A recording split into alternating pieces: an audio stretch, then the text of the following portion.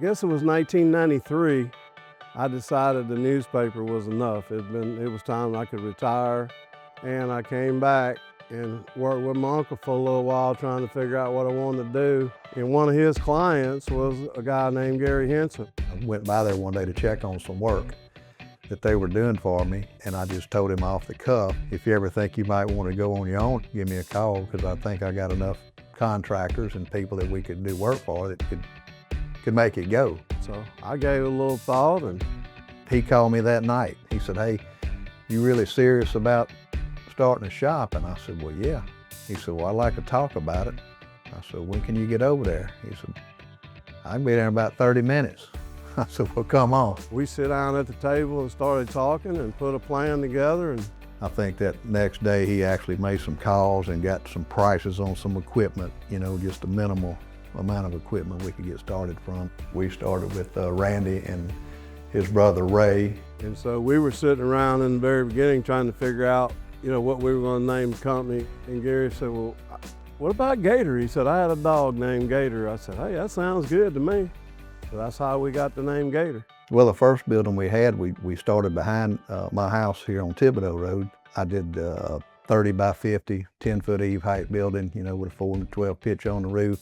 We really didn't have enough room, but it was a start. November of '94 is when we opened our first shop. Things were going great. We were picking up work. He knew a lot of people in the industry. Joe come in there and he said, who's that kid down there working? I said, that's my son.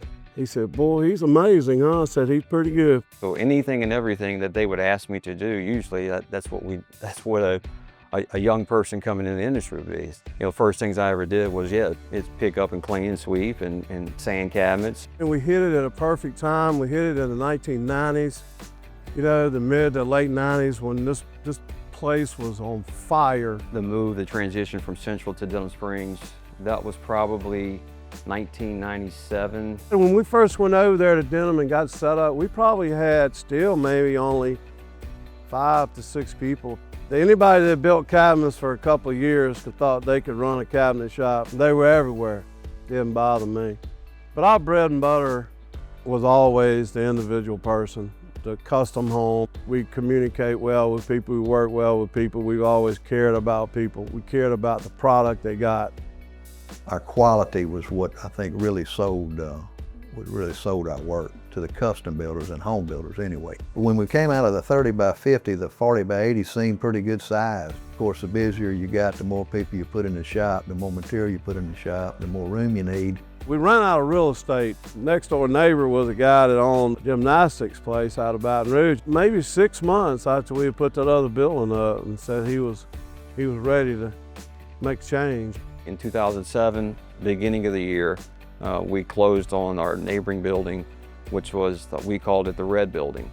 And it just seems like every year we doubled in growth, adding new buildings, adding on to the buildings we previously had, adding equipment. I mean, then 10 or 12 people, we put a lot of work out with 10 or 12 people. And then I remember it got up to, I don't know, maybe 14, 15. And I thought, wow, man, this is fantastic. I mean, we knew at that point that we were in a good spot, that we were, I think, going to be able to survive and have a thriving business there. But yeah, we always had some good times there. Really was good memories.